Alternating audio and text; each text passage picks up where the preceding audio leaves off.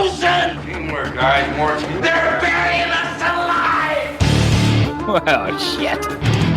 Jeez, Louie. Honey, don't you want to beat those bastards?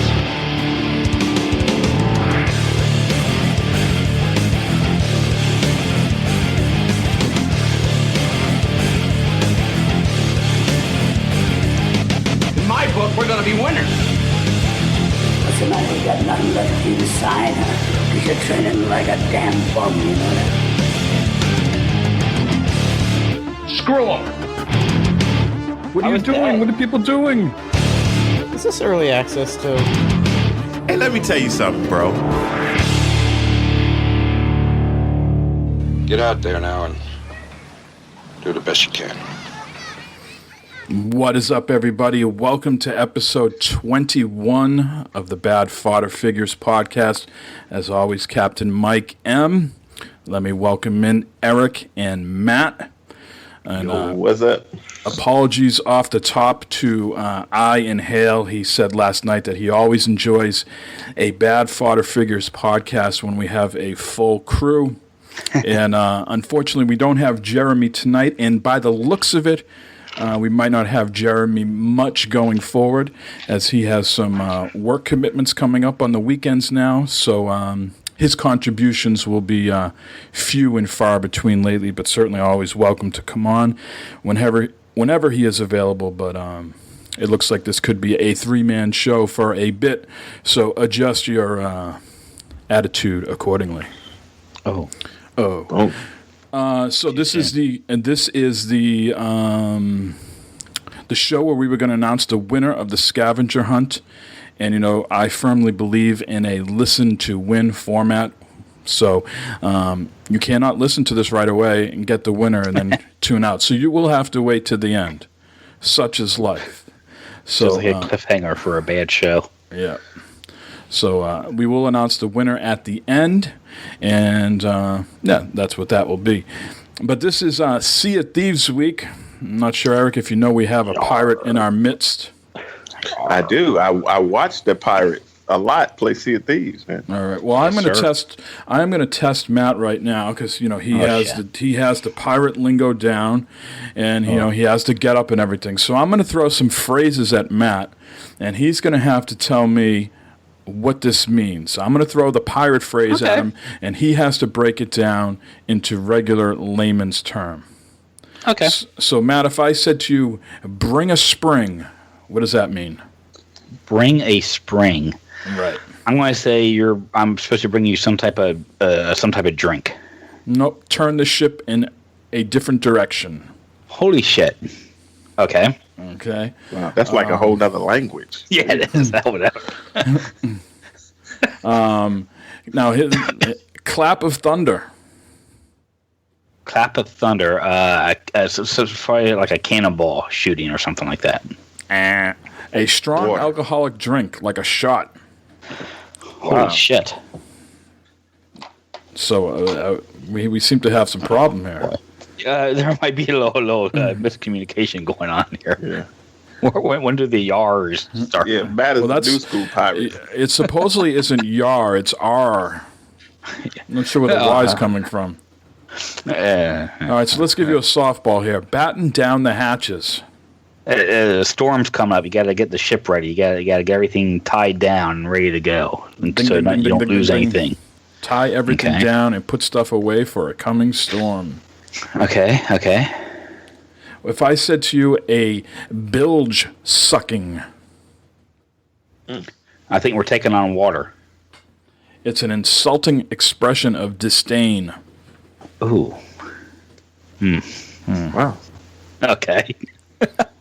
One or two more here. How about crack Jenny's teacup? I'm afraid. I've cracked a lot of teacups back when I was in high school. Crack Jenny's teacup. Yeah, I'm going to say you're busting someone's cherry or something there. Term for spending the night with the prostitute. Okay. No, I did. I never. This is what Matt was doing right before the show. Hang the jib. Hang the jib. Yep. You're getting ready for something. Nope. You no. Frown or pout. Yeah, that's it.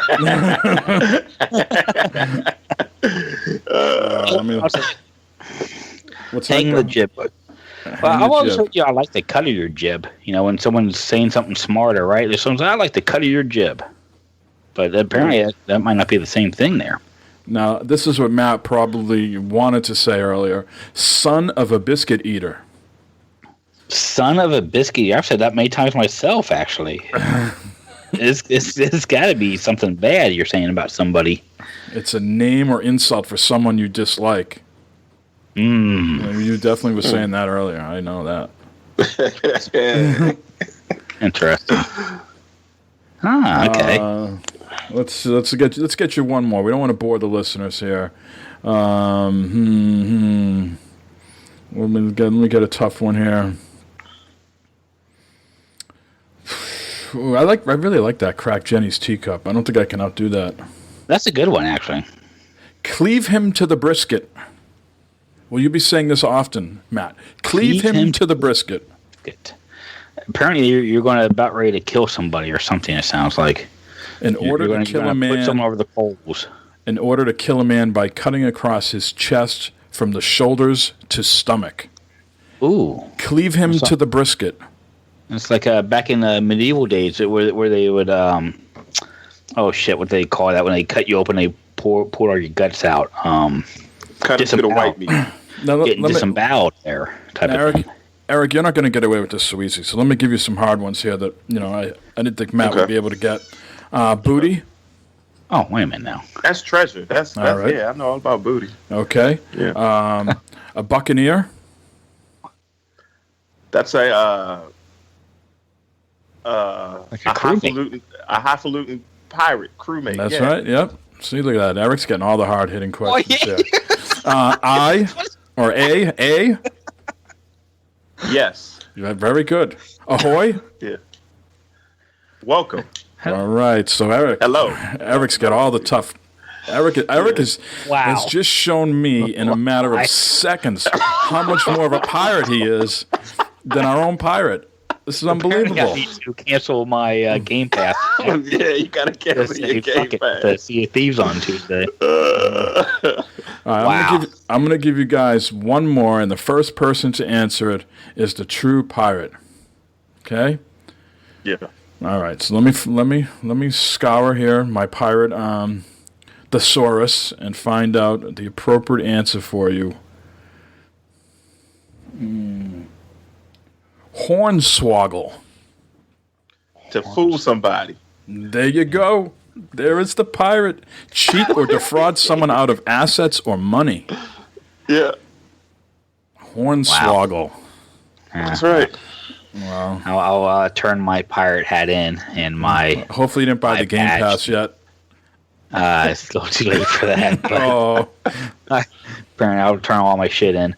Yeah, I forgot to mention last week when I did buy my pirate hat and earring and eye patch and stuff like that. The lady at the counter at the costume store, she's like, "You're like the fifth person that's come in about pirate gear. Is there a pirate party this weekend or something?" I was like, "No, there's a pirate game coming out." And I said, "I bet you everyone's getting pirate gear like I am." She's like, "Oh my god." Mm-hmm. Took my money and made me leave. You should have said, "Hey, I want to. I'm going up to Crack Jenny's teacup." Oh my god, Crack Jenny's teacup. Yeah. Well, my name is Jenny. That's probably what I would have heard. Jesus Christ. Oh wow. Well, I guess I need brushing up on my. Yeah, just pirate. go back to the Pirate Academy, Matt. No, know what that's called? Know what it's called, Eric? It's called go on account. A phrase pirates used to say they were turning into a pirate. Go on account. Go on account. Yeah. Huh. Interesting. Go on your Game Pass account and play Sea of Thieves. Yeah, Any parting words there, Matt? No, I'll pass on Yar. that. Yar. Yar. I thought me be a pirate. So for those on the Discord, our Discord, we have a Sea of Thieves only text channel, and we have a voice channel now called the Crow's Nest. And so we're thinking we're going to have a good amount of people playing this game come Tuesday, Monday night into Tuesday, and then hopefully for the rest of the month. And so take part in our Discord. I believe you can reach us at tiny.cc/BFFS. The hype train is strong with this game, and we'll see if it holds up or not after we play Tuesday night and next week and so forth, how this thing shapes out to be and what's going on with this game.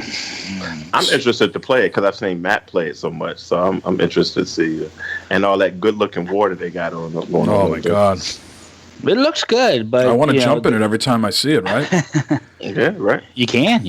It looks good, but it's this. Guess see if the gameplay holds up to this thing or not, because it. I don't know. Just have to see what's going on with it. If a lot more comes out with a full game or not. The server's gonna get slammed, so it probably won't work the first 2 days. So, and I hope not. That's why they did all these betas. To hopefully, there's not any issues. Well, every game has issues. I would assume there's going to be a hiccup somewhere. And I think the only thing that leaves me with caution is, we talked about this on Discord, is they recently did an AMA on Reddit. And boy, they were like a greasy politician. They would not commit to any sort of answer, and they say, oh, that's a good suggestion, something we'll look forward to down the line, or that's something we thought of and really didn't work for the situation. So we'll see how fully functional this game is, what type of content it's going to have. But speaking of the hype train, gentlemen, I don't know if you guys are realizing it, but it is a Fortnite world, and we're just living in it. Absolutely. Jeez Louise. So I'm not sure if you're familiar with the streamer Ninja. Yeah, he plays with Drake.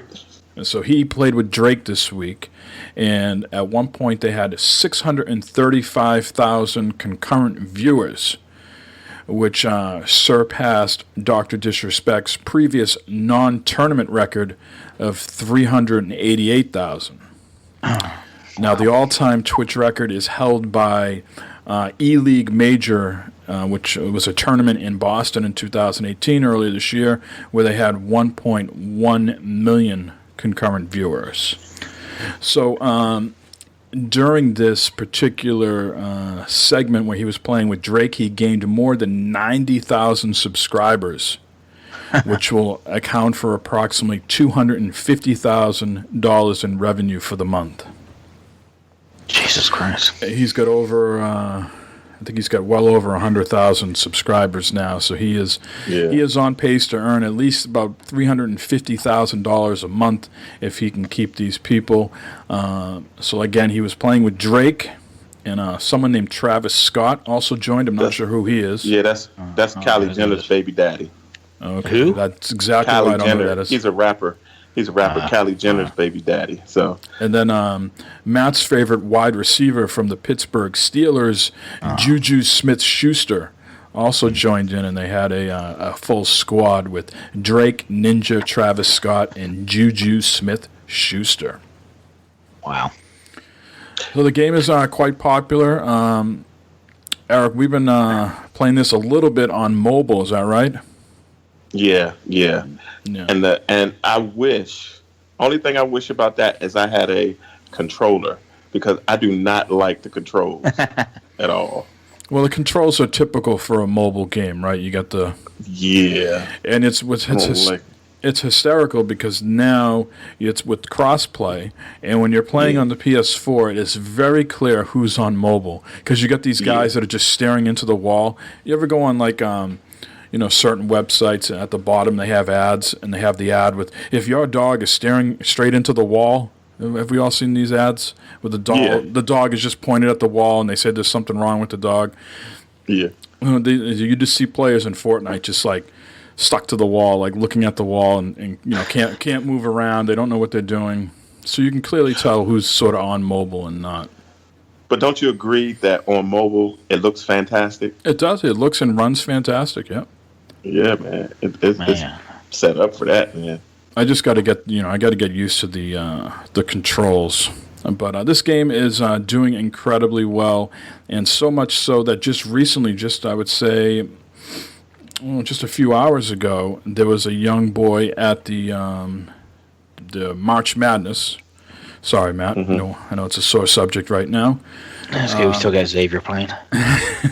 And he was at March Madness, and he was holding up a sign saying, "Ninja, will you play Fortnite with me?" And he had his PSN screen name on the poster he was holding up. So Wow. this game is breaking all sorts of barriers. Kids are discussing that. I know one of our listeners, Jagoosh, is a teacher in Minnesota, and he was worried about kids in class now playing Fortnite instead of listening to his, pre-planned, presentations. I'm sure they were hard-hitting presentations, driving the knowledge into the kids and everything like that. And instead, they're going to be tuning him out and playing Fortnite. Well, maybe if he was more entertaining as a teacher, they wouldn't be doing that. Fuck, I should be a teacher. God damn it. Oh, you'd be a hell of a teacher. Hey, Mike, have you ever seen that ninja guy play? Yeah, I don't really like him. I really don't like him. That dude, how he builds stuff is just ridiculous. Oh, yeah. So I mean, all the top All guys. them guys. Yeah. So, like Ninja and Real Crafty, Dr. Lupo. I mean, those guys are like, I'm sure there's some other people I don't even know of, but those guys are like ultimate builders. Like Doc's not very good at building. He's all about shooting dudes, but he can't build that well at all. I mean, I watched them play with Drake and those guys, and even they can play. They play good. Those dudes are pretty good. If you ask me. Some people got it, some people don't. And I've been in the don't category for a long fucking time. So this with Drake and Fortnite here. Fortnite's going to be doing a Can-Am professional games, and they're going to have like 100 celebrities, athletes, and so forth do a tournament type of thing. I'm seeing here at E3, right? On internet, yeah, we're going to plan on doing for E3 and that. So that should be pretty interesting. Yeah, Ninja does the great building where he can take a guy out by not actually killing him himself. So he'll trap the guy in a box with a trap. You know what I mean? Mm-hmm. So the guy will be coming down like the mountain or something, and he'll quickly build around him, put a trap in, and then the guy will end up, just killing himself. Yeah. That's the type of shit he's known for.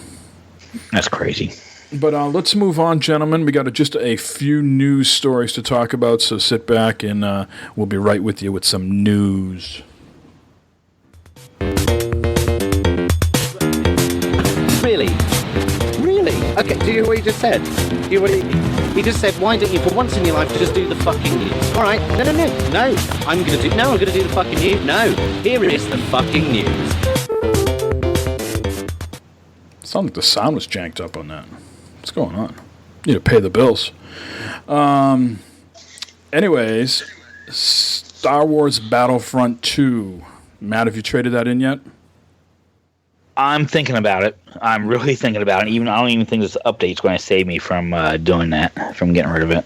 I'm not sure how much you get at this point, but I'm not sure neither. Yeah, Star Wars Battlefront knocked off enough towards a Far Cry 5. So there's going to be an update rolling out on March 21st, which is supposed to remove any sort of the loot boxes have already been removed, but they're going to just make the level progress linear now. So let's get into what this actually means. Star cards or any other item impacting gameplay will only be earned through gameplay and will not be available for purchase. Instead, you'll earn experience points for the classes, hero characters, and ships that you choose to play. If you earn enough experience points to gain a level for that unit, you receive 1 skill point that you can use to unlock or upgrade the eligible star card you'd like to equip. So that seems good on paper, right? But what about the people that have already bought all this stuff, right? Yeah. So I guess what I'm getting at is, it's still not going to be an equal footing, right? Because there's people that have bought this stuff, and they're not taking it away from you. So everything that you've previously earned or purchased or unlocked, you're keeping. All right. So those people will still have somewhat of a little bit of an advantage in about all that stuff. Right. Exactly. So it's like, it's a little too late. But, I mean, it's nice. It's in there. Maybe some people will pick it up now. But like I just said, for people who have bought everything or already earned everything, no one's being reset to zero. Obviously, if you spent real money, then they can't take stuff away from you. Sure. No, that's not a refund. Yeah. Crates no longer include star cards and cannot be purchased. Crates are earned by logging in daily, completing milestones, and through time challenges.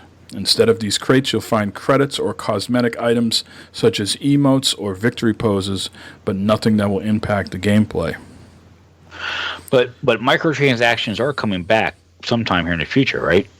Right. Supposedly? Starting in April, you'll be able to get appearances directly through in-game credits or crystals. The first new appearances are coming soon, meaning you'll be able to grab new looks for your heroes and troopers directly either by using credits earned in-game or crystals available to purchase in-game and through first-party stores. Okay. So that's the microtransactions that are coming that are coming back. So cosmetic, just like Fortnite, right? Sure. No game-breaking stuff. Yeah. And this is a quote they said, these changes are a major step as we continue to improve the core of the game and add new content. There's a lot more to come. In addition to continued balance patches, we will also add a number of modes to Star Wars Battlefront 2, offering several standout, brand new ways to play. Some of these, like the recently Jetpack that was just out for a limited time, and some other modes which will be radically different than anything else we've experienced in the game. So that's the sort of roadmap for Star Wars Battlefront 2. I'm guessing that game's still going strong. People playing it. I mean, I don't know. Sure. I know I haven't touched it in a while, and I know you haven't touched it in a while, Mike. I'm not sure Jeremy has, and Gamer Goldie hasn't played it in a while. So I'm sure this game has like ebbs and flows, right? So I'm sure it was real popular when it came out, and I'm sure it got more popular as the movie came out around Christmas time. Mm-hmm. And now it's probably in a little bit of a lull. And then once they start really cranking away on that Han Solo movie, is that supposed to come out over the summer? I really honestly don't know. I know it's definitely this year, but as the hype starts to build up from that, I'm sure the more people will get back into it. But you still have the Star Wars diehards, right? There's people that identify with Star Wars, like there's people that identify with Star Trek, etc. Mm-hmm. So they got a core audience built in no matter what. Yeah. Anybody who's listened to the first 20 episodes or any of the 40 cast will know that Matt is a little tight with the wallet. The Quicken has a grip on his funds. Just a bit. Just a bit. So you'll be happy to know, Matt, that you're getting more free games with your Twitch Amazon Prime. Now, you do have to download the Twitch client. These are not games that are going to appear in your Steam library or Windows Store. You're actually going to have to download another client, just like you would for Origin or Ubisoft, Battle.net. Mm-hmm. So we touched upon this a few weeks ago, that they were having their sort of indie amplifier promotion, where you voted on a game, and the one with the most votes would win, and you would get that game. So that game ended up being Shadow Tactics. So that's available now. Another indie game, the one I voted for because it had the longest name in history, Tales from Candlekeep, Tomb of Annihilation. That is going to be free as well as of March 15th. So right now it's March 18th, so that's free. And they've also decided to give you 3 more free games this month. Super Hot, Oxenfree, and Mr. Shifty. So all 5 of these games are currently available to Prime members until March 31st. Okay, so that's not bad. 5 games. No, after March 31st, you get to keep them, or they go away. Period. No matter what. These stay in your library no matter what. You just have that amount of time to keep them. So as long as you're paying for your Prime, they'll be in your account. All right, so it's like the Live and Plus and all that. As long as you're paying for it, you get to play. Okay. And on April 1st, they're going to give you another 5 games. Wow. Some of these games you might have heard of before: Tales from the Borderlands, SteamWorld Dig 2, Kingsway, Tokyo 42, and Dub Wars. I gotta check out that SteamWorld Dig 2 because I've watched it. I've seen it. Is it fun? I've seen it, but I've never really played it. It's really good on the Switch. It's really good. Yeah. So all you people out there, all you tightwads. This is a contradiction, right? Because if you're a tightwad, you might not have Amazon Prime. But let's just say you had a rare lapse in judgment, and you did get Amazon Prime. You need to hook it up to Twitch, and you'll get 10 games. 5 now. 5 April 1st. I would think a tightwad would want Amazon Prime because it saves you money on the long runs because you don't have to pay for shipping. Right, but I know some of those people. I'm not plopping down. What is it? $90 now. Yeah, something like that. Well, I was reading an article earlier today. What's the guy's name? Jeff Bezos. Is that his name? Yeah, Amazon. Yeah. Amazon. Yeah. They said he makes $230,000 a minute. Man, I wish I had his problems. Jeez. Wow. Richest man. He's wanting to start up his own delivery service. Like UPS and FedEx and the postal service. He wants his own fleet of vehicles, delivery cars, and stuff like that. Well, he has that where I live at. Right, so he doesn't have it like across the nation, but he has it around here and stuff like that. For certain items. The Amazon trucks. You don't have Amazon trucks coming to your neighborhood, Matt? No, it's UPS or FedEx or the post office. The fucking DHL is the worst. Isn't DHL the worst? Are they still around? God, I didn't even know they were still around. God, anytime a package is coming from DHL, I was like, I know I'm not going to see that thing for about 2 fucking weeks. And it'll probably be all bent up and broke up, looking crazy. You know what they've been doing lately is instead of delivering it, they deliver it to the post office, so the post office can deliver it to me. Now, ain't that some shit? And so you might wait even longer then. Yeah, that's what I'm saying. The post office here delivers on Sundays from Amazon. Yeah, that's nationwide. That's everywhere. Yeah, so we'll do that at least here. Yeah. No, we don't have the separate. Matt keeps Amazon the cul-de-sac trucks. gate open on Sundays just for that, though. I'm very watchful. As soon as 12:59 p.m. He's shutting that gate. He's like, no deliveries after so you that. don't. Yep. So you don't have Amazon Fresh either, Matt, huh? No, I don't think we do. That's the grocery stuff, right? Yeah. Right. Yeah, I don't think we have that neither. I know Kroger is starting to do home deliveries here. Kroger and Meijer are starting to do home delivery. Maybe they're trying to get ahead of Amazon with that stuff. I don't know. I haven't tried it. I want to go to a grocery store and pick out my food. I want to see the fruits and vegetables I'm getting. I don't want just any old Yahoo just grabbing whatever bananas and apples and stuff for me to eat. I need to see them. Well, you don't fit the demographic, Matt. You're not a hipster, and you're not elderly. Exactly. I'm definitely not that. I've done it at Walmart where you go and you drive up and they just throw it in your car. You ever done that? The click it list or whatever like that. Yeah. No, it's called the Walmart pickup. You can just go online and order your stuff, and you can see it once you get it to your car. They just bring it out to your car. Yeah, Kroger does that too, but I don't like it. Like I said, I need to see. I want to see the stuff I'm buying. Matt's the type of Eric. We've all seen this type of person before, right? Eric. What am I thinking? Mike? You go to the produce section, right? We've all seen this before. Matt is the type of guy that is shaking the cantaloupe. Can I hear the seeds inside? Like it's like a fucking conch shell that he's got up to his ear to hear the fucking ocean. Yeah. He's shaking that damn cantaloupe and he's squeezing the melons. He's the guy and he's tasting like 3 of the grapes. Is this a good package? Let me taste a few of these. No. Let me go to this other one. Get my bananas so they're just ripeness. So I know by the time you get home, a week and so forth and that. Yeah.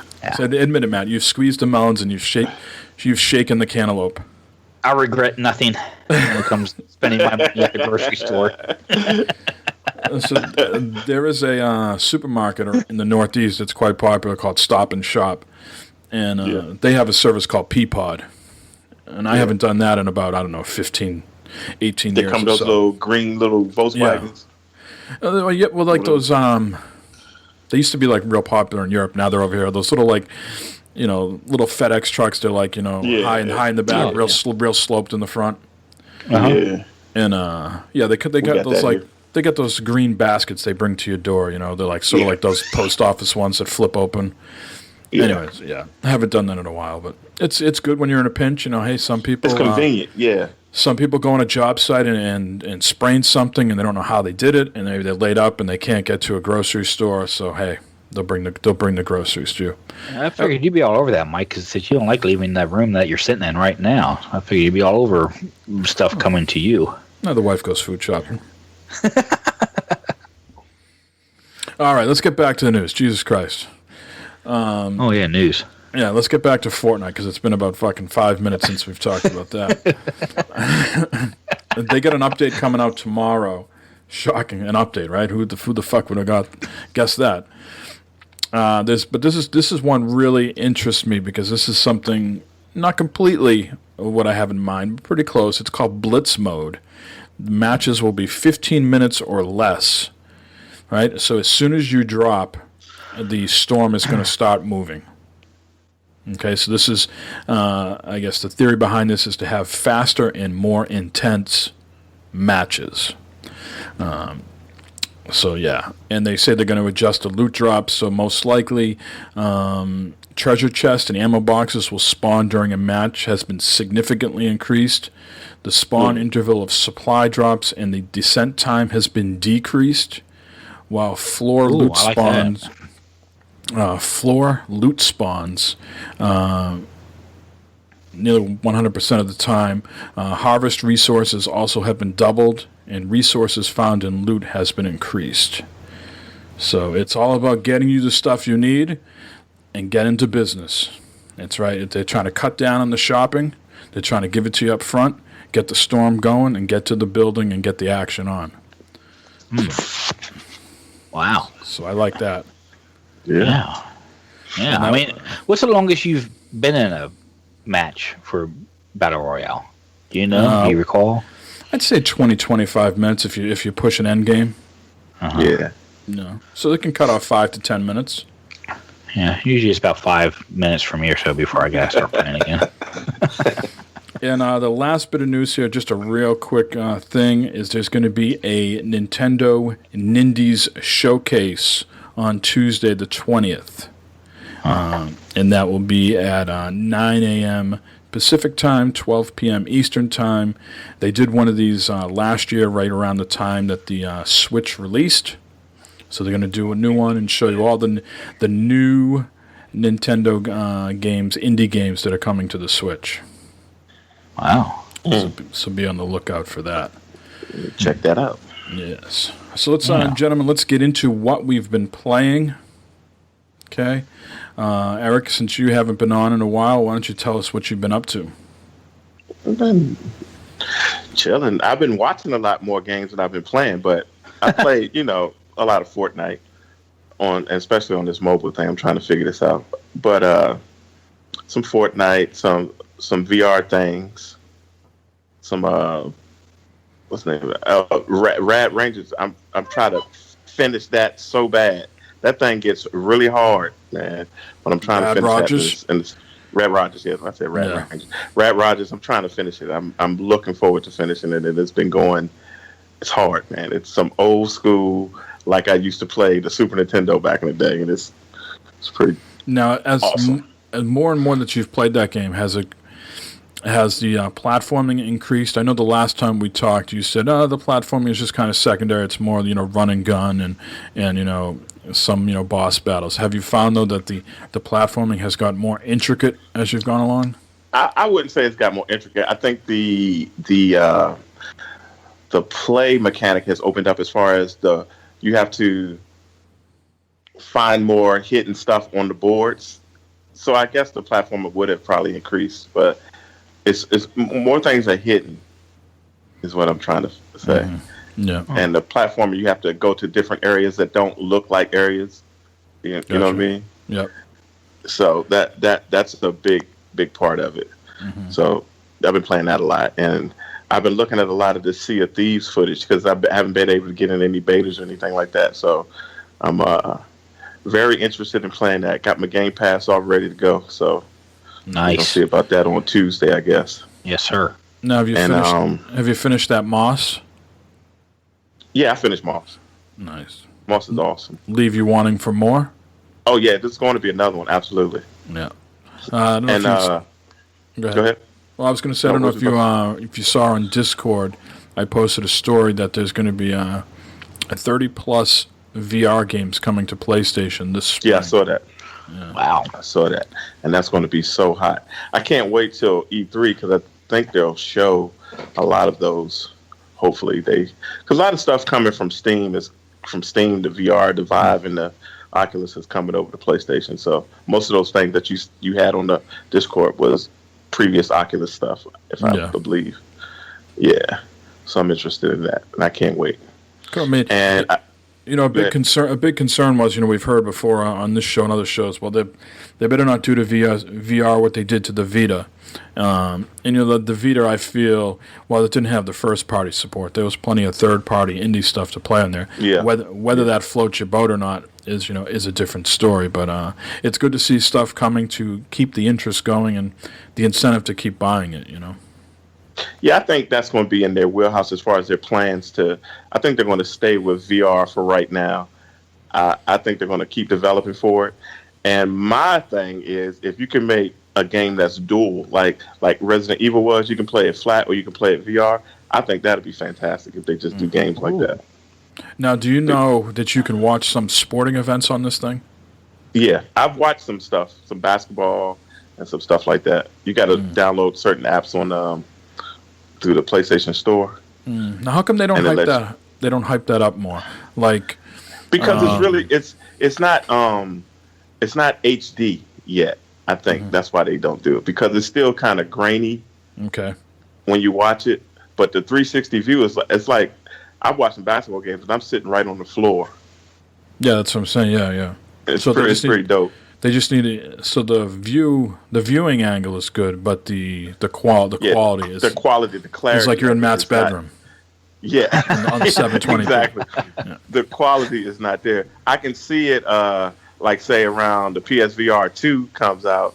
The screens and the headset will be more of a higher definition and everything. So I can see that happening, but as of right now, nah. I've been listening to some other podcasts lately, and I can't remember who said it, but someone had the idea of, for them really to stand out and get this product out in front of people, how great would it be if you could, for people who already own this, and they have like the PlayStation experience, you could go through that and have some of your own experience at home, going through what other people are playing there and checking things out, really sort of bake the system into what they're doing, make it available and accessible to check out. Yeah, and like their E3 coming, their press conferences should be right VR compatible or something like that. That would be a That'd big be good. deal. Yeah. All right, I didn't mean to steal your thunder there. And I played lastly. I played Shadow Colossus. I'm not finished with that yet, and it looks so good on the Pro, man. Shadow Colossus looks really good, and the Burnout Paradise is the last thing I played because I love that game. It's good. It's not all graphically intense or anything, but it's good. That's a new remastered one, right? Yeah, but I don't think it looks that much of a difference to me. But what console are you playing that on? Xbox One X. Xbox One X. Cool. And my Xbox One X still works, so yeah, we're rolling. But that's it for me, guys. What was the game you mentioned before? Paradise. Shadow Colossus. That's on the right. That's the remake on the PlayStation 4 Pro. Oh, that's go ahead. I've been watching that on Twitch. People playing that, and I just it looks beautiful. It looks like an amazing game, but it doesn't look like something I'd want to play though. I think the level of satisfaction comes when you kill one of those big colossi. And you climb it and you kill it, and that's and you want to know what the next one looks like. So that's the satisfaction in that. Wow. Now, Eric, have you checked out any of the updates that have come out with the PS4 in the last update? As far as what? I mean, I just noticed the other day they had the super sampling mode now. Yeah, but I don't. That's mostly for people that have 1080p TVs, right? Right. So I don't know if you always had a 4K in every TV. I guess I just got 4K, so I didn't see.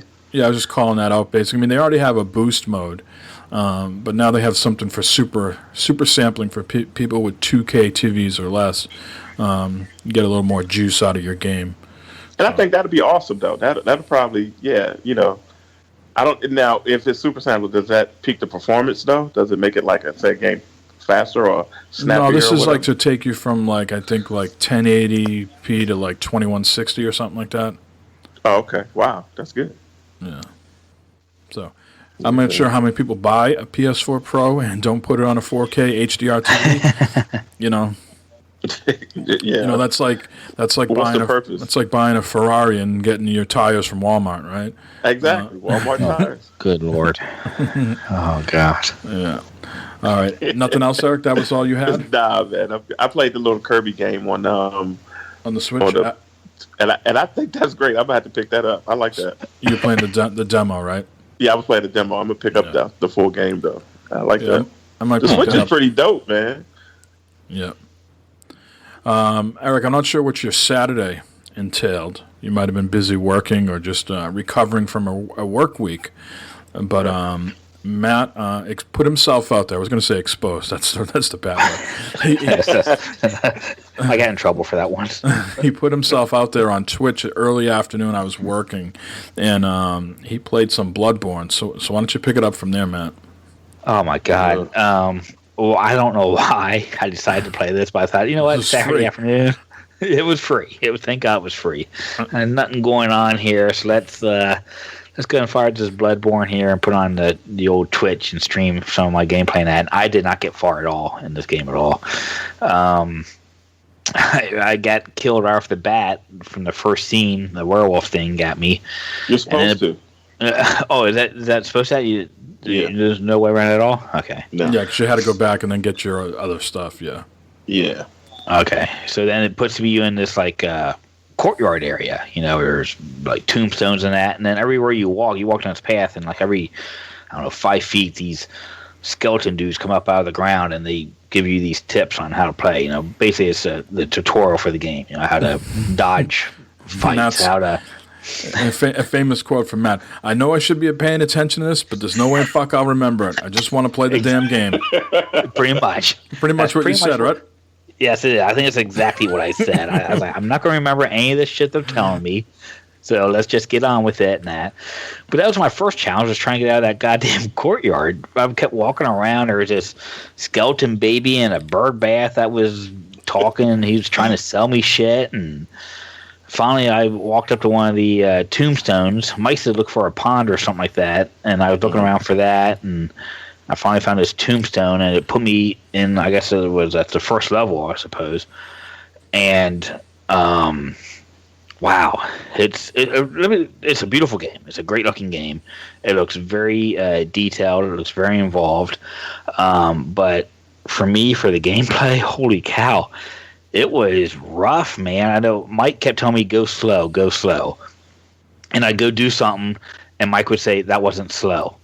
Yeah. He was thinking, Matt again thought he was going to crack Jenny's teacup, and he was just going in there. Velocity, speed, momentum. I said, no. Stab it and steer. It's a gentle flower, Matt.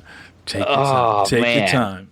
So then I started trying to pick one off one at one, and I got around this corner. I thought, okay, there's only like a few left. I can do it. I can take them. And again, Mike was like, no, don't turn around, go back. And it was too late. I got fucking killed again. And it just went on for, I don't know, a half hour, 45 minutes, maybe I was playing. And finally I called it quits. I was like, that's it. I'm done. This is not fun for me. And I stopped playing. And I don't know why people want to torture themselves through that game, but I guess it's the challenge to play and that, what people want to do. And I'm sure some people say, oh my God, that game's so easy. I can't believe you didn't get that past that far. And I didn't, I was feeling like, man, I feel dejected in that. And then when Mike said, well, he only made it through that part one time before, I was like, well, okay, that's not too bad then, I guess, since I didn't get through it at all here. It is very tough because there's just layers and layers of guys, and your first instinct is, all right, I got 3 guys who have their backs to me. I got this huge meat cleaver. I can take them out no problem. And then what happens is either one guy just like immediately turns around and he's got like a shield that's blocking you, or there's a guy that's on the ground like drunk, passed out, who suddenly wakes up and shoots you, or there's these guys that are above and they drop down, or I don't even know if you got to the dogs yet, Matt. No. So after you clear out that place and there's just a few guys left, these like skeleton dogs come down and attack you. Yeah. And that is really the salt in the wounds where you think there's like one or two guys left and the dogs come down and just destroy you, and you got to do that all over again. Is that where in the stream you was telling me, you said, "Oh, I'll wait till you get to the one part," and he was like, "Oh, never mind, I won't tell you." Yeah, exactly. Jesus Christ. And what pissed me off is I got past that part once, and then there was like a boss battle, and you lose to the boss, and you got to do everything over again. It doesn't bring you back to the boss. Yeah. There's no. I was like, save fuck this area or anything. Fuck this. What I found hard about that game, the only thing for me that makes it hard is when I'm swinging that big meat flea, there's no control over it. Yeah. So once you start swinging, yes, it's the whole thing is too loose. If they would tighten that up, then the game would be playable to me. Yeah, I mean, you want to go and act like it's a hack and slash type of game, but you just can't do that with it because there's just all of a sudden there's people everywhere, and the gun, I'm trying to shoot the gun, and the gun's not going where I want to go. You can't. Yeah, it's too loose. Aim with the gun, It's like can't lock on. Oh yeah, it's like, man. Yeah. Now, Eric, did you get by that? Did you get by that first section? Yeah, I got to where the skeleton dogs. I got to that and all that, and I got to the boss too. I was like, wow, this is crazy hard. Did you beat the boss? No. So yeah, all three of us in the same kind of boat. I mean, there's other people, that listen to the show, Nick and people like that have beaten the whole game. I just don't get that time. I just don't have that time to grind. First of all, I don't have the skills, right? I mean, late in life to sit down with that type of game and just sort of relearn everything I've learned from video games, right? Like I said, I could just, if people love this game and sort of thing, then sweet, awesome, man, more power to you. But I'm sorry, but I did not have fun playing that. I mean, I had fun, just trying to do it and people watching and stuff like that. But just as far as wanting to go home after a day of work and that's like, what do I want to play? I want to play some Bloodborne. No, ain't no fucking way that's going to happen. Just imagine if you paid for that. Yeah, like Eric and I. Yeah, at one point I think I had like 3,000 of that. Was it the blood things or whatever? Blood vials. Yeah, just blood vials. Yeah, and then you die and it's gone. It's all gone. Everything's gone. Yeah, it's like Jesus Christ.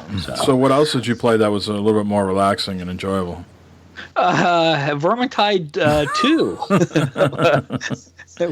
2. You, I, and Jeremy played that, Thursday night? We played that for a while? I'm so jealous. Retro Rents. With Retro Rents, yeah. Bro, I'm so jealous. Y'all PC playing dudes, man. That game looks awesome. Yeah, it does look awesome, but it is difficult too. Yeah, it was another game that looked great. I enjoyed playing with you guys. Okay, being in a group with you guys was a lot of fun. I lasted much longer that way than if I would have been playing by myself or something like that. But another game that was frustrating as hell, just to get through some of the things that were going on. We was in that field, and the green fart tornado kept getting us and throwing us around. And there was this guy, Eric, that looked like a cross between Abdul the Butcher and Missing Link. And if you remember those wrestlers from back in the day. Yeah. And it looked like him, but with like the Great Kabuki's like mist that he would spit out of his mouth. You know what I mean? So it was just the guy, and he would just like, he would get you and he would be like sucking the soul out of you, and then he would disappear and then he would come back. It's pretty intense, and we had the game on Recruit. So we weren't trying to go in there. Easiest level, right? And that's default. That wasn't us putting it on Recruit. That's just out of the box. And we just couldn't power through. And I've been watching a lot of other streams since, and it seems to people that are successful, they always have one guy in the group who's like, leveled up. But if you're not leveled up, it's like rinse, repeat until you get leveled up, and then you can progress through these things. So in one way, it's not a game that you sit down and just blast yourself through a level. Right? It's like you got to earn your way through the level. So keep trying, get some XP, keep trying, get some new weapons, and then try to beat the level. It was pretty generous with the loot, giving out the loot there and leveling up, it seemed like. Of course, we were very early on, too, so maybe it was just doing that on purpose. But But yeah, there was that there with the field, and there's the other map we kept doing where you was like going downhill. You kept calling it Planet Hoth there. But it's actually it's the other one. Hoth is the one with the snow. It's the Endor, whatever. Endor, with the Ewoks. Yeah. Which was quite entertaining itself, going through that map and getting all the rat men and so forth and that. See, there's a thin line. There's a thin line for me between fun and frustration if I got to keep rinsing and repeating. You know what I mean? That is driving me nuts. I mean, because there's only so much content in this game. I want to say, just casually, maybe there's 9 to 12 levels. Mm-hmm. So if they let you blast through them, you're going to be done pretty quick. Yeah, so you're right. You sort of got to earn your stripes. And each level that you pass should feel like an achievement. Yeah. But it definitely felt more difficult than the beta. I mean, the one match I played in the beta, I played it from the very beginning to the end, and we won. Now, did we die a few times and people have to be resurrected, revived? Sure, but we got through it. And I didn't see any of those mist monsters, so I don't know what was going on. Those things were bad as hell, man. Yeah, I mean, I'm used to the guys, the rats that would, with the Gatling gun, and the rats that would pull you from behind, and then the rats that would shoot the green mist. Those were all in the first game, so I was aware of that was going to be there, and it was in the beta. But these other things, these Abdul the Butcher mist fart guys, I don't know. I didn't see them at all in the beta. Well, then we got past the one there in the field with the fart monster guy. We got past him, and we had to go through like this house or something. And you turn around the corner, and there's this narrow passageway, and it's nothing but these. There's an army. They're like marching around. Yeah. They're like literally in formation, like marching, and then they see you, and it's just on like Donkey Kong. Yep. It was like, oh man. That was something else. Yeah. Now, I know you guys kept going back and forth if there's a story mode on this. Did you ever get confirmation? Is there a story mode, or is that there's not? Okay. There's a custom mode that lets you play them in a certain order, but you could play them in any order you wanted to. In the one we just did quick play, So I didn't really see a big difference between custom and quick play. I might try playing it again sometime, especially if we all played together or something like that for a game night or whatever. I will definitely do it again. But it's one of them games where I won't be playing on my own probably. Eric from Everyday Gamers is threatening to be our Sherpa because we needed a veteran. Yeah, we needed a lot of things. We'll put that on.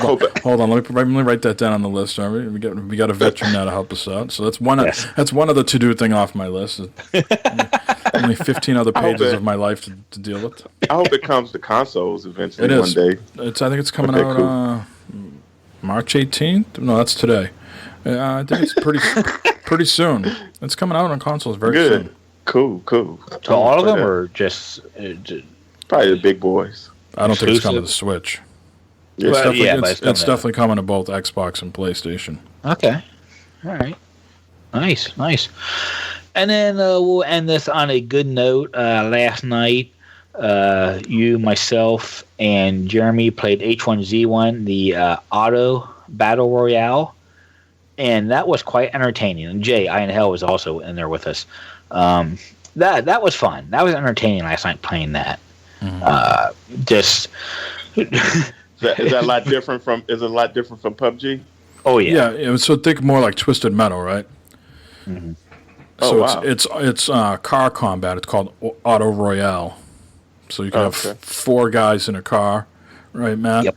And so one guy is just a dedicated driver, and then you have 2 or 3 other guys. Usually, what you would do is maybe have 2 gunners and one sort of grease monkey who, is repairing the car all the time, putting down oil slicks, putting down corrosive gas, mines and stuff like that. That's the way we kind of did it. We had one person that was just constantly trying to put out fires, fix the car, the vehicle, and then 2 other people shooting and stuff.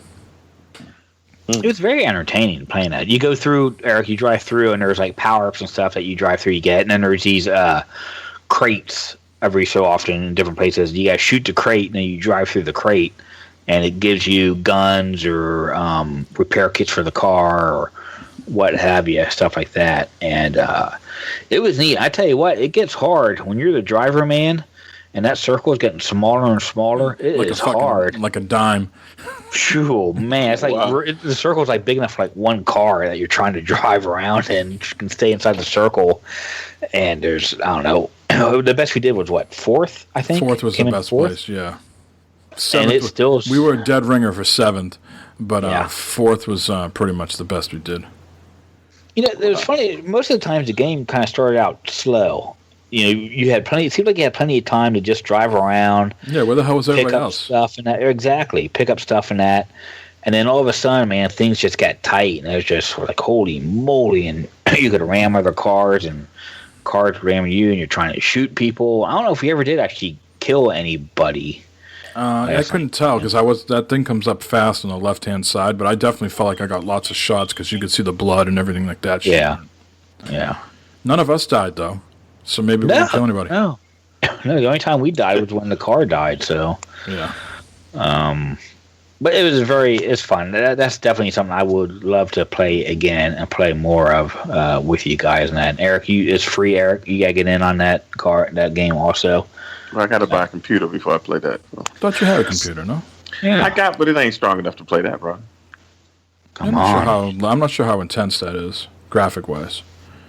But I feel what you're saying. If you're going to play one, then you're going to want to play a bunch of them, so then you're going to need the PC. Yeah. There you go, Mike. You know what's going on.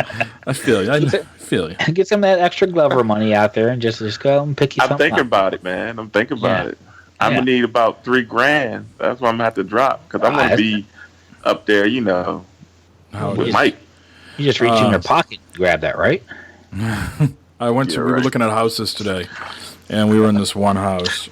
And we walked into this one office, and there was just nothing but crafting supplies everywhere, on spools. I thought it was wrapping paper. I was like, what the hell is all this crap? And I immediately thought of your wife. I don't know if she has that type of setup, an office with all sorts of scissors and crafting tables and spools and ribbon and stuff like that. She has all that shit, but it's in the garage. But no, we don't have that. Let me tell you. It's dedicated to games, bro. We ain't doing all that. Let me tell you something, bro. I don't know what it is, but I go look at these houses. This is a quick tangent. I go look at these houses, and I look at the bathrooms, and I'm like, who the fuck made this bathroom? Was this bathroom made for Oompa Loompas? I mean, the sinks end at mid thigh. That's just like a pet peeve of mine. I want the sink to end at my waist. You know what I mean? To be at the same height as my waist. Yeah. Normally that's where you bend over, Yeah. I'm not leaning over all the way. Any sinks that end at my only go up to my thigh, I'm not buying this house. I'm not buying this house. That's a deal breaker, huh? I mean, it's so stupid. Who how makes a sink that short? It's not a little kid's bathroom. Uh-huh. And I'm only 5'9", maybe 5'10" on a good day, Yeah. Did you find anything that you liked? No.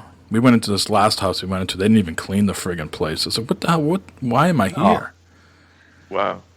We went, when we looked at the house one time, talking about the dirtiness of it, we went to the house, and down in the basement, the guy's dirty underwear and socks were laying around the floor. Okay. It's man, we're out. I mean, I went to this one house today. It was they were stuck in the 90s, dude. They had the sand weights, those plastic weights with the you put sand or water in them. And then they had the hollow bar. Uh-huh. Wow. The guy was doing curls down there with these sand weights. Sure he was. Every bathroom had green. I mean, every room had green carpeting. Really. It was terrible. When you look around these houses, Mike, do you, while the realtor and your wife are there and you're in the bathroom, you go and say, hold on a minute, I got to test something. You just sit on the toilet, just kind of see how comfortable it is or anything like that? No, the immediate thing I do for us, I look to see what kind of internet they have. There you go. There you go. That's important shit right there. That is important shit. That's important. Yeah. Hell yeah. I walked out of a nice house today that had just charter cable.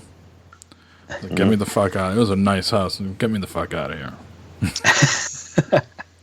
That's why I'm. I was like, can you get Fios out here? Nope. All right, see you later. That's what you tell the realtor. Hey, I want either Fios or better. So and this is give me another. some of those, This is another thing about realtors, right? If you're trying to sell a house, and I know you realtors out there, you some of you aren't young whippersnappers and you don't care about games, but if someone's coming in, don't you think one of the first 5 to 10 questions they're going to ask is what's the internet like? What's available? Yeah. Yeah, I mean, so. yeah. Anymore, that's where- important stuff. Where else in this house is there internet? Is it just in this office? Is it available anywhere else? Is it just in the office and everything else is Wi-Fi? Any of the other rooms hardwired for internet? Bro, I'm telling you, I did that in my house big time. I had to ask them, hey, what's the deal? Yeah, Hell yeah. and of course, Because that's a big expense for you if you got to put all that stuff in after you buy the house. Man, get out of here. And of course, like I said before the show, man, I'm always the asshole. People look at me like I'm an asshole for asking that question, but fuck, you want me to drop $725,000 on this house, and I'm not going to ask what type of internet's going to... Yeah. It's like, get the fuck out of it. Yeah, that's not a second, that's not an afterthought thing there, for sure. Yeah. So, where were we? Well, good house hunt. We were talking about things we were playing, right? Yeah, that's pretty much it for me. Yeah. We had the game last night, H1Z1. I think that was the highlight of the week there, playing that. All right. So. Cool, and I think everything that you discussed, I discussed as well, and I don't have anything different beyond the usual Fortnite, which we've always discussed at nauseum at this point, so nothing new to add there. I noticed you did play some Witcher 3 on stream. Oh, yes, I did do some of that, yeah. Yeah. A lot of cutscenes. That's what happens, Matt, when you play on easy, you get through all the battles very quickly. So then it takes you to a cutscene. Matt couldn't get that concept. Man, there's a lot of cutscenes in this game. Yeah, because it's like a hot knife through butter when you're fighting people. I was enjoying myself. I had fun. I don't give a fuck what people play, what people say. I paid my money for that game. I'm going to play how the fuck I want to play it. Well, no, I totally understand that, and I get that. I was just telling you that's why there was a lot of cutscenes.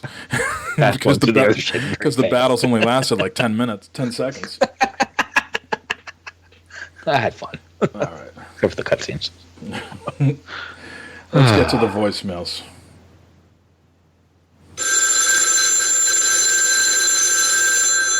Operator, may I help you? Operator? Are you the operator? I'm long distance, sir. Overseas, may I help you? Directory assistance, may I help you, please? Hello. Hello again. Hello. Hello again.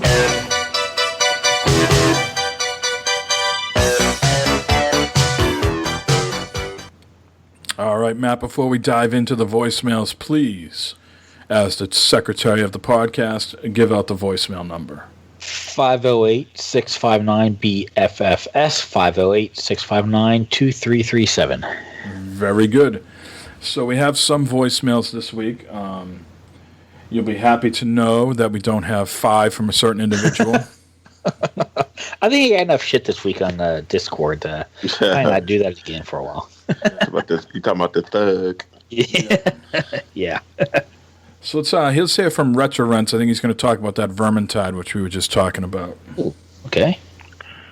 What is up, bad fodder figures? Do you hear that noise? That slowly building gush of wind? It's another green fart tornado going to spin us to death and chuck us into a horde of vermin. What's up, guys? It's Retro Rents Al here. Had some fun times getting our butts handed to us in Vermintide last night. It was a lot of fun.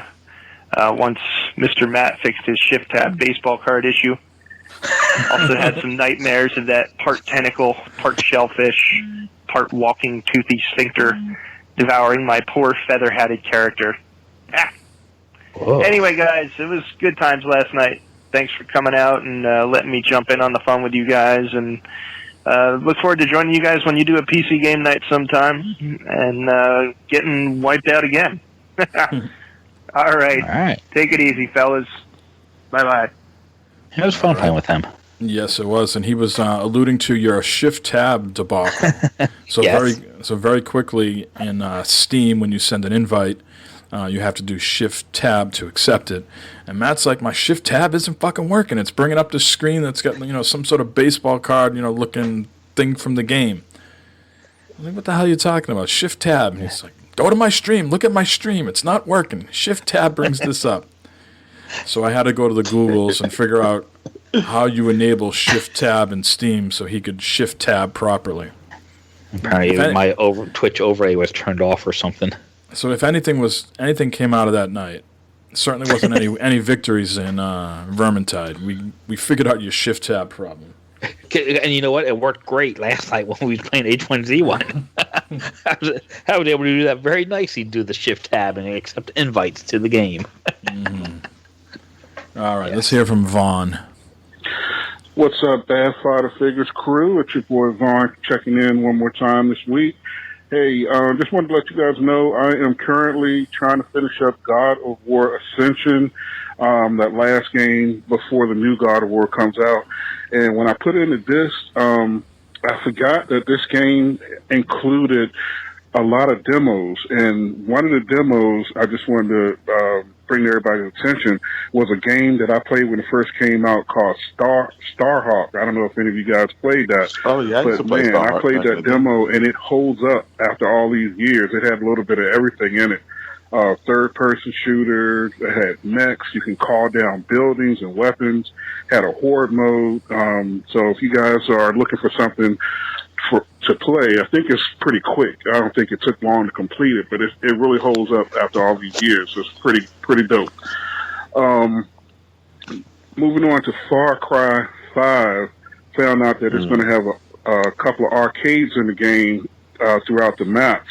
And when you go to the arcades, you'll be able to not only play arcade games, but it's going to have the full Far Cry 3 inside the game. So a game within a game. So that's pretty dope too. Map editors will be all in there, and it'll have content from mostly all of Ubisoft's past games. I'm sure you guys will probably talk about that.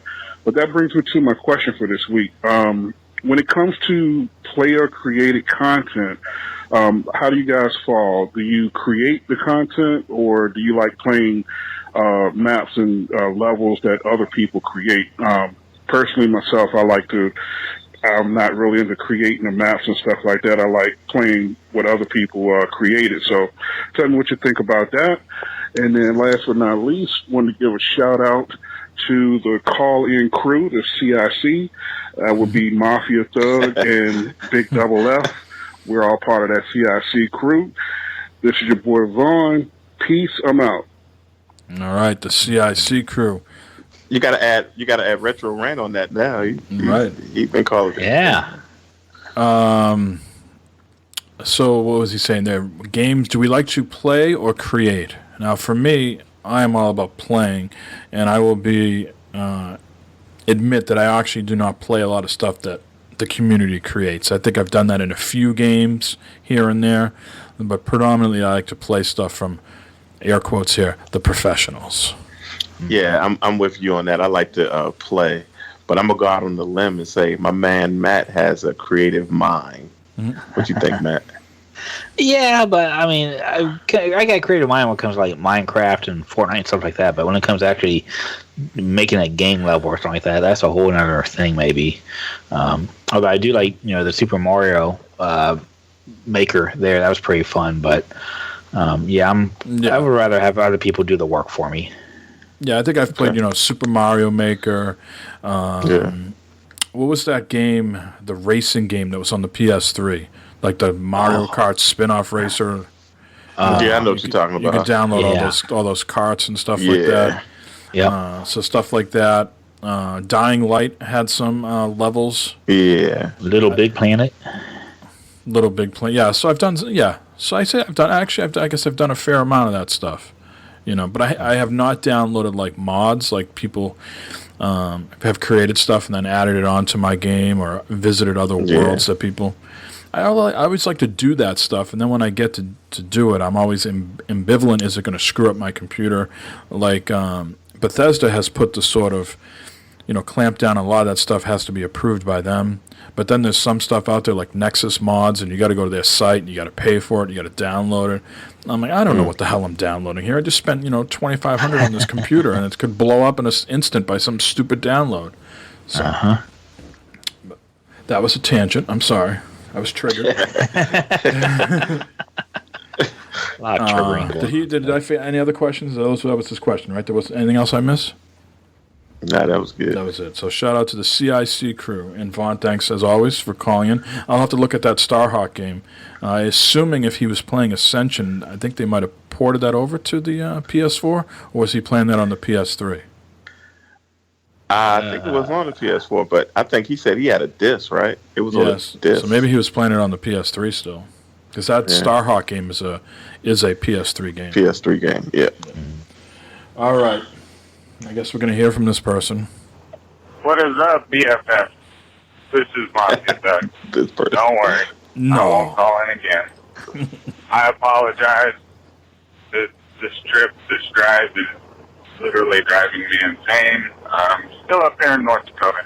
Anyway, I apologize to all the listeners and everything, because fuck, I wouldn't want to listen to me either. That's horrible. Here we are again. Everybody, good luck on the scavenger hunt. I'm sure that was already announced. Congratulations to the winner. With that said, hey everyone, shout out to everyone. Serious question. Have you guys ever had to relocate your family for work, or been given the opportunity? Have you accepted it? Have you turned it down? What things did you consider? I'm in my personal life. I'm definitely in a very torn situation right now. After being in North Dakota for 10 days, all over the state of North Dakota, and I'm not a fan of it. But I've got a great opportunity. So, anyways, I guess that's my question. Everybody else, have fun, take care, and we will see you guys later. Talk to you guys later. Bye. All right. Thanks, Matt. While I haven't relocated for work or anything, let's quickly go through this. My real name is not Mike Mahoney. I had to move here for reasons I can't talk about. We had to sort of uproot, and the reason why was either this or go to the state pen for. I've revealed too much. Has anybody else? Oh boy. Well, I'm gonna say this about Doug. Hey, look, I've been where you're at as far as North Dakota. I stayed in North Dakota for like 5 years. I understand. I get it. 5 years. Good Lord. Yeah, I was in the military, and I was at Minot Air Force Base in North Dakota. But here's the thing. I guess you will have to consider with your family. You money motivates everything to me. That's just in my mind. But how much money are you going to uproot everybody? To me, it'll have to be a considerable amount for me. And if it's just because you just getting another position at the same company that you're in, I don't know. Because opportunity can come by, again and again and again. But to uproot your family and your extended family and all that, that's I guess that's a lot. Yeah, I mean, like if it was like me and Matt had to uproot ourselves. Matt's got 2 kids, I got 3 kids, right? That's difficult in and of itself. But the way Mafia makes it sound like he's got like a gazillion kids, like 8 to 12. Yeah. Right. Now, granted, all of them aren't living with them, I don't think, but I'm certainly a good percentage are. So that makes it equally. Kids are in school, or kids got plans, they got friends. I mean, we're talking just here ourselves moving within state from one city to maybe a city 30, 45 minutes away, and we're like, well, how are our kids going to... That's a big move. How are our kids going to deal with? How are our kids going to deal with that? They got friends. Yeah. Are they going to grow up and resenting us that you made me move away from my friends? They go to a new school, they aren't accepted. But again, if you're getting paid $100,000 more on top of your salary to move, you might want to consider that because your quality of life would be better, maybe. If they're going to pay for you to move too. What if you got to pony that up front? Exactly. If they're going to pay for you to move.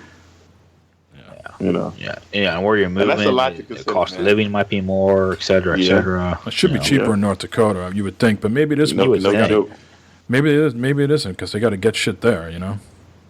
And nothing there. Period. Yeah. So they got import tax or whatever. Who knows, Matt? Have you ever? What's the biggest move you've done, Matt? Moved from I haven't moved Maple big Street at to all. Oak Street. Yeah, pretty much. I mean, I moved 25 miles east. That's probably about the biggest move I've done, unless you want to count the time where we lived with in her parents' basement for about 6 months in Indiana. But besides that, it's dark days. As far as that was bad. Ugh. But no, I say when we moved from rental property to buying our own house, that was pretty big. But it was, same city and stuff like that. So, Gotcha. not now state. All right, Matt. I hate to throw this on you, but you are the podcast secretary. Yeah. And we have a listener who calls in a lot and asks a lot of questions. So I need you to try to write down as many of these as you can, okay? Oh, shit. Yeah. Hey, what's up? Dylan here. Oh. Hey, Runer, Eric, Matt, Mike. A couple of quick questions. Hey, you got it right. Who, Jesus Christ, who is your favorite video game character and why, male or female, good or bad, or both? You got favorite genre, type, movie, TV show, and game, if you have one.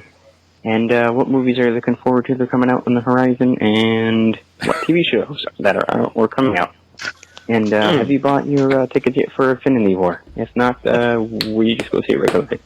I have not yet, but I'm going to see it opening weekend again, just like Black Panther. So type me the first question. Yeah. Well, once again, who is your favorite character in games or movies, TV show, whatever, good or bad or both, male or woman? Holy shit. Favorite genre of that as well, and what movies and whatever else you're looking for on the horizon that you're not already seen or will see. And once again, this is Dylan, D-Sauce D-Raj. And what's up, Fed French? Big nuts. Peace. Thank you, Dylan. All right. Matt, repeat that back to us. Okay. He wants to know our favorite video game character, male or female, villain or good guy, right? Yep. So go ahead. And favorite genre? Favorite video game character? We know Eric's Mario, so we don't have to answer. You don't got to go to me on that one. That's easy. I'd say probably Nathan Drake or Geralt from Witcher. From Riviere. Yep, those are good answers. What's the next one? Favorite upcoming movie or TV show? I'm sure everybody's looking forward to the that Marvel movie, The War, whatever. What's it called? Infinity War? Infinity Justice or something? Yeah, whatever it's called. We are looking forward to that. I don't care. Whatever. I'm looking forward to Westworld Season 2 starting up. Next Game of Thrones season. Oh, yeah. When is that supposed to come? That's not until like next year. Right? Yeah. Jesus Christ. I'll forget what the hell's going on there. And what was the other questions? Platform. What's your favorite platform? Type of game or something like that? Didn't you say that? Genre, yeah. Action adventure. Yeah. Platformer. Mario. I gotta say action adventure games. Yeah. Something that keeps me engaged in the game. Mm-hmm. All right, D. Thank you for the hot hitting questions there. Very fast too. Yeah. That's cool. Wow. We got one more. Rapid fire.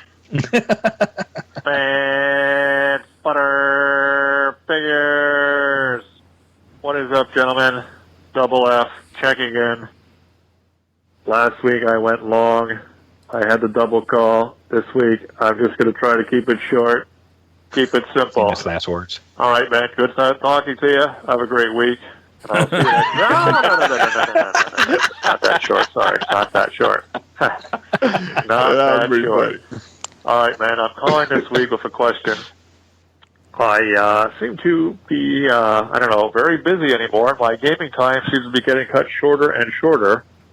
Oh, no. Which I'm not liking very much. It's kind of, maybe, things have to get done. They have to get done. What are you going to do? So my question, man, is when you sit down to play a game, what amount of time do you feel as though is a satisfactory amount of time to be worth sitting down for and firing up the old gaming system? You know, like if you look at your schedule and you say, well, I got a half an hour, you sit down, game for half an hour, and are you able to walk away and feel good about it? Say, well, hey, I got a half an hour and I feel good, or isn't a half an hour enough? You know, maybe you need 45 minutes. Maybe you don't want to sit down unless you absolutely have an hour. Or you're one of these people where it's like, hey, if I got 10 minutes, I'll game for 10 minutes. If I get 10 minutes, that's all there is. Just wondering what you think a fair amount of time is to sit down before you fire up the system where you feel like, okay, I got a little bit of gaming in. It's time I can move on with my life now. It's not the end of the world. Let me know what your time frame is. I want to see maybe if my time frames are off and I should be readjusting. Great show. Congratulations to whoever won your contest. I don't know who won, but whoever won, congratulations to you. I hope you enjoy everything you got. Have a great week, man. And as always, arrivederci. All right. Now, Matt is someone who gets up very early in the morning and goes to bed at a reasonable hour to keep yourself nimble and healthy. Why don't you answer first? What do you feel is a good amount of time that you feel satisfied playing? I think at least an hour. With an hour of gaming time, you can probably knock out a bunch of side quests in a role-playing game or something like that. You can get in a game of baseball or football or something like that. You can get quite a few rounds of Call of Duty in or something like that. You know, some multiplayer there. So I think an hour is a pretty good number. You can squeeze a lot in an hour if you really try, I think, and you can walk away feeling accomplished or satisfied, especially, like I said, if you're doing a bunch of side quests or clearing collectibles off your map or something like that. You know, you get. I think that's a good number right there. It's probably about an hour. At least an hour is what you want to game, I think. Now, Eric, you have 3 jobs, probably going on 10. Right. What about you? Do you feel an hour is enough, or for you who doesn't have a lot of time, is it shorter? No, I have a lot of time, but money motivates everything to me. So I can only play usually at 2, 3 o'clock in the morning. I can play until forever. Like, say when I'm off, right? Because I work nights, I usually play like 2, 3 o'clock in the morning to like 6, 7 o'clock in the morning, you know? But there's no social aspect because most people are sleeping around that time. So that's the only thing. But I'll play at least an hour or even more, you know, at those times. Mm.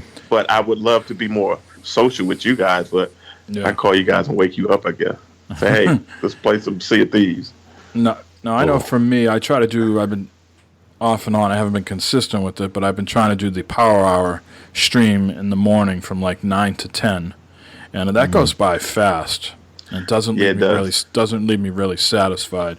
You know, more often than not, people are chiming in, following, or whatever, right as I'm about to, you know, sign off and go get my son from preschool. Now, when I'm done with work around 9 at night, I feel that, you know, when I game from like 9:30 to midnight, you leave there feeling satisfied. You feel like, all right, that's 2.5 hours. Yeah, I've done my part. You know, and y'all do that consistently too. That's one thing that you guys do. You pretty much do that consistently. Yeah, I try. I think that's awesome. Because I don't, like I said, I don't watch television, and I'm certainly not watching what my wife is watching. So it's either that or go to sleep. It's either that or go to sleep. Sometimes that's no fun. Sometimes the sleep wins out. It's rare. All right, that's all the voicemails we had. Matt, do you have any terrible topics this week? Yeah, we can run through a couple of topics here real quick.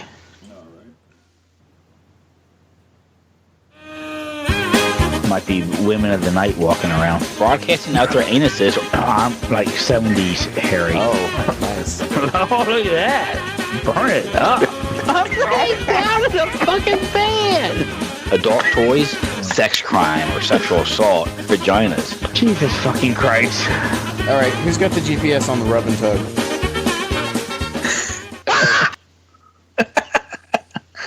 Mike played that last night during one in between rounds here while we was doing H1Z1. Jeremy did. Oh, Jeremy did. Okay, for all to listen to. Yeah. So hopefully Jay Hell is happy about that we at least got that in there. Eric, I know you're always looking for more ways to get some income, and I have a new idea for you here. Okay, and this is something that's going to be easy, I hope, for you. here. Says here, Angelo Lamprou benefits from his mom's breast milk. Having given birth 7 months ago to the top 24-year-old Raffaella Lamprou has found an unsurprising way to make some extra cash. The mom of two from Cyprus has made a tidy sum selling her excess milk online, initially to other moms in need. However, as time went on, Raffaella was approached by men who wanted to buy her milk for both fitness and fetish reasons. Raffaella soon discovered that while breastfeeding Angelo, that she was running out of space to store excess milk. She's talking about how she gave birth and stuff like that. She's asked a couple of other moms who were having trouble breastfeeding if they wanted it, so she started giving it away. Then she got the idea of maybe trying to sell it and to help other people out. And then all of a sudden, men started getting involved and wanted it. And apparently, some men were interested in it for bodybuilding. They said it's good for building muscle. And then soon the inquiries started to come from men with fetishes. She says, I have no idea what they do with, but they tell me they consume it, she says. So there's guys out there wanting breast milk for get their freaky on. We're not ordinary people. We're morons. It was a bit strange at first giving breast milk to a guy with fetishes, but as long as it is just that and not asked to show any part of my body, I don't mind it after all. With her first baby, Raffaella had no idea that people could do this, and now admits it's become quite addictive. Her husband, Alex, is supportive of it also. He's really cool about it. He's happy as long as I am. She said she started a Facebook group about it, and people approach me on there. I've been made to take tests to ensure I don't smoke or drink. So, yeah, that's what she's making money off of her milk, and it sounds like it was going more to guys than it's other mothers. I thought after a while, though, you kind of stop producing milk, don't you? Isn't it? As long as you pump it out, it'll keep producing. Well, you know, you're right, because isn't there like some women who like their 5-year-olds and stuff are still like breastfeeding and shit like that? Yeah. That's kind of fucked up in itself there. Would you be interested in that, Mike, getting a little breast milk to put in your, drink cereal? coffee in the morning there? I mean, yeah, put in your cereal or something like that? No. Let me ask you guys, have you guys ever tried it? Never tried it. No. Yes. Oh, no. I've never been brave enough to try that. Well, how was it, Eric? Yes. I mean, I didn't try it because I wanted to. It probably was sprayed in my face or something like that, and that's how I tasted it. Yeah, I didn't dig it at all. I think it's disgusting, me personally, but. Oh boy, nice. Speaking of cereal here, and this isn't really a terrible topic, but it's more of a question here. I saw this thing here. People put ice cubes in their cereal with their milk. Have you guys ever heard of such a thing? For what? I guess to help keep the milk cold or something. I mean, mine's cereal's not sitting around that long for the milk to get warm or anything like that. I do not put ice cubes in my milk in my cereal. I've been seeing people put I don't understand this. Dan Amrich, One of Swords guy, now he's at Ubisoft, puts like chunks of cheese in his cereal instead of water. I mean, instead of milk. Chunks of cheese? Yeah, so like that instead of milk, you put chunks of cheese. Like that government issued orange cheese. He's got like chunks of that in like with his Rice Krispies. Does he melt it? I don't know. I haven't seen it. I don't know. I don't know enough about it, but it keeps popping up on my Twitter timeline, and he's like something to the effect of don't judge me. I like it. Okay. Alrighty. Well, apparently people put ice in it. Now, I'm with my cereal. I like my cereal crunchy. I don't like it getting soft and soggy, so I usually eat my cereal pretty fast. I don't know if you guys, any thoughts on that at all, but yeah, ice cubes in your cereal. So, and then let's go here. One other story here. This one here has been in the docket for a while. A woman tried to kill her lookalike with a poisoned cheesecake. Mike, you sent me this article a while ago here. This is in New York. A woman allegedly tried to kill her lookalike with a poisoned cheesecake in a devious attempt to steal the victim's identity. Victoria Nassarova, 42 of Brooklyn, allegedly brought a cheesecake with the drug phenazepam, a type of tranquilizer, baked it into the victim's home in Queens in August 2016. The 35-year-old victim started eating, but then began to feel sick and laid down. Her last memory is of seeing Nasarova sitting beside her. The victim was found the next day dressed in lingerie with phenazepam pills scattered around her body. A fabricated scene meant to convince investigators that the victim tried to kill herself. This is a bizarre and twisted crime that could have resulted in the death of a Queens woman whose only fault was that she shared similar features with the defendant. Offering a gift of cheesecake, the defendant is alleged to have laced the dessert with a Russian drug and presented it to the unsuspecting victim. When the victim returned home from the hospital, she found that her passport, employment authorization card, cash, and jewelry were missing. Investigators noted that she and the victim resembled one another. Both have dark hair, the same skin complexion, and speak Russian. Wow, what a coincidence. Nasarova was arrested on March 20th, 2017, at which time police found the victim's passport, employment card, and ring. It says here, Nasarova moved to New York in 2014 from Russia to avoid authorities after allegedly killing 54-year-old Alla Alexenko, according to New York Daily News. So this woman's got a history of being violent and stuff like that. So she faces up 25 years in prison if convicted. I like it. So that is some craziness right there going on. Poisoned the cheesecake because someone looked like her. And you guys be tempted to do that? You found a lookalike, try and steal their identity, and steal their cake. They can have it. They can come in. They can have you. They can have wherever they want. Mike would open them with open arms. Say, come live my life. Yeah. I'm out. You live like a hermit then. Yep. Yeah, that is all I have for terrible topics. All right, very good.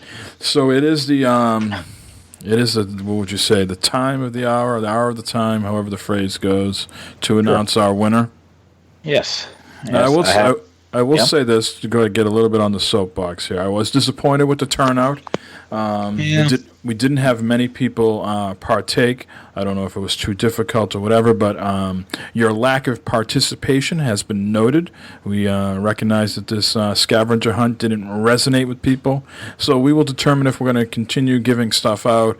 If we do, it will probably be in a different format. So, we tried. We want to entice people to keep listening and give stuff out and reward people for listening. But for whatever reason, this one just didn't jive with a lot of people. But we are people of our word, and we will still give out the prize. Yeah, so, this is all my idea, so I apologize for wasting people's time. So that's how it goes. Just trying something different. But, yeah, as Mike said, the people have spoken. It's free stuff, man. It's free stuff. I would jump on it if it was me. Yeah. Hey. They just didn't want to put the work in, I guess. I don't know. Yeah. All right, so we have all the names here in a random name picker. I'm using miniwebtool.com, random name picker for the content. I got to raise name in here. All right. Before you announce the winner, let's tell them what the prize is again. Yeah, so it's a PUBG code for Xbox One. Yep. It's a Amazon Echo Dot. Yep. And it is a game of your choice up to a $60 value. So, it can be a Steam game, PS4 game, or Xbox game, which will send you a $60 code to one of those systems of your choice. Okay. All right. Do we need a drum roll? Sure, do a drum roll. You got a drum roll on your little soundboard thing? I don't. I was banging on the table. All right, here we go then. Pressing the button now. And the winner is Al Kaspar. Al Kaspar. I'm not sure who that is. His Twitter name or Discord name or anything like that. Does that sound familiar to any of you guys? No, it does not. Okay, well, Al Kaspar is the winner. So good for good old Al. Good old Al. Yeah. So Al, we are not going to be broadcasting this out on the Twitter airwaves. This is a listen to win policy. So Al, to claim your prize, you need to listen to the show, and then you need to email us at badfodderfigures@gmail.com, and we'll go from there. You obviously we'll need your physical address to send you the some of the goods, and obviously if we have your email address, the code or whatever, we can send that way. So we'll work it out. Essentially, drop us a line that you've heard that you've won, and we'll go from there. Yep. Again, Al that's Caspar. Congrats. badfodderfigures@gmail.com. And I think we should probably say you should probably use the same email that you use to send in your Yeah. answers. Exactly. You can't fool a fool. Yeah. So whoever's thinking of doing an email of Al Caspar at excite.com, yeah, you're out of luck, dude. Because yeah, it's got to be at AOL. Yeah, that's not going to work. So anyway. All right. It's almost 11 o'clock. Matt is looking at the clock to go to bed. So let's do the shout-outs here. Matt, you want to go first? Yeah, all the listeners and people that called in with voicemails and stuff like that, and everyone who entered the contest. Thanks a lot for entering that, and too bad a lot of you didn't win. Sorry, apologize for that, but hey, that's how it goes. Keep listening, keep spreading the word about the podcast for sure, and shout down to UC Bearcats for blowing a 22-point lead in the NCAA tournament today. Way to go, fellers. Hopefully Xavier can pick up the slack and win tonight. So, all right. Eric? Yeah, man. Special shout out to Al Caspar, man. Good on you, man. Good deal for winning that. And you know what? I got another shout out that I want to. This is a special shout out. I was listening to a podcast the other day, right? And I wanted to say this last week, but I wasn't on. But this podcast says they don't know if we listen to them. It was Everyday Gamers, right? Oh, yeah. It was my man, Meef. Meef and them was like, I don't know if those guys listen to us still or whatever. I said, Meef, let me tell you something, bro. I listen to you every week. Every time y'all put a show out, I listen. So I'm going to shout out those guys and tell them, yes, we listen to you guys. Uh-huh. Shout out Everyday Gamers, man. And they're a good bunch of guys, so go check them out. So that's it for me, man. Nice. All right, very good. Let's give a shout out to Jeremy. This is a short podcast. We're only 21 episodes in. It will be sad to see him go if that's what it's going to come down to. Again, just got word earlier that he will have a lack of availability from April 1st on the weekends. And, of course, we record on Sunday nights. So, he's more than welcome to come on whenever else he's free. If he has a rare Sunday night where he is free, then he'll be on. But more than likely, it's looking like it'll be few and far between that he'll be on again with us. So we thank him for being with us on the episodes we've done so far. So let's give him a shout out. And, of course, everybody that participated with the scavenger hunt, even though it was a small amount, it still feels good that people are listening and participating, so thanks to those people as well. And let's give a shout-out to Matt and Eric. They caught a little brunt of my frustration before the show, so it's sometimes I got to vent, fellas, and I do apologize if I ruffled any feathers. Nope. You can call me and vent anytime you want, brother. Yeah. Just a little warning beforehand. Well, you knew that was coming. And other than that, we are officially a legal podcast now, episode 21. Hell yeah! And we are. This is an official threat. We will be back next week with episode 22. Until then, see ya. Bye.